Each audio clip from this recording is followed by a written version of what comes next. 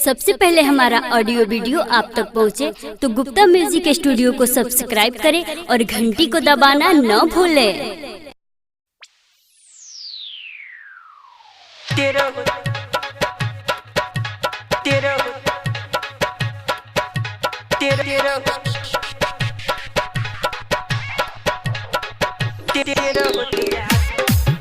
Maithili star Gupta music studio Kasma मरार।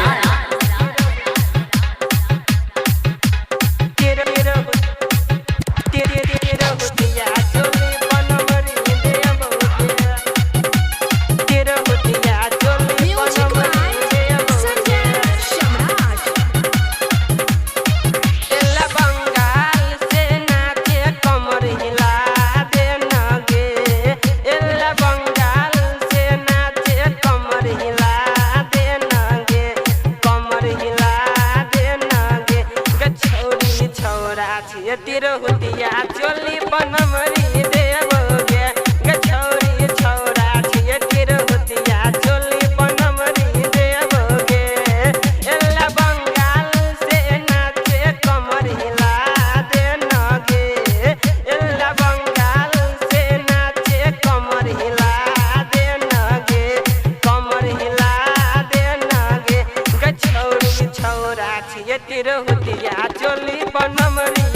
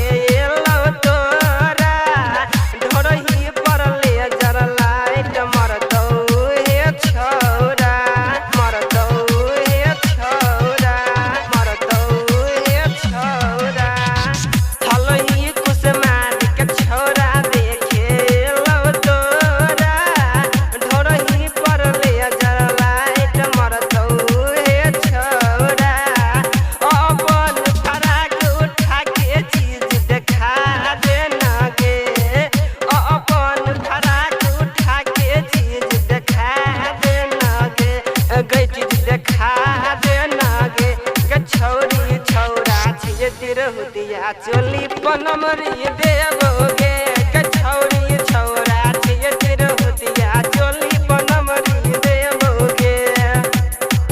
बनमरी देवोगे चोली बनमरी देवोगे।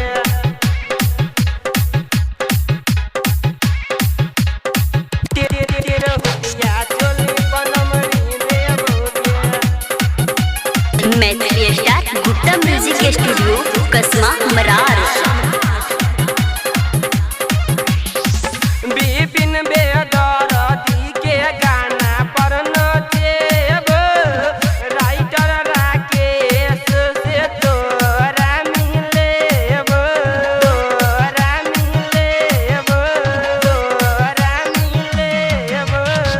बिपिन बेदर्दी के गाना पर नचेब। राइटर राकेश से तोरा मिलेब।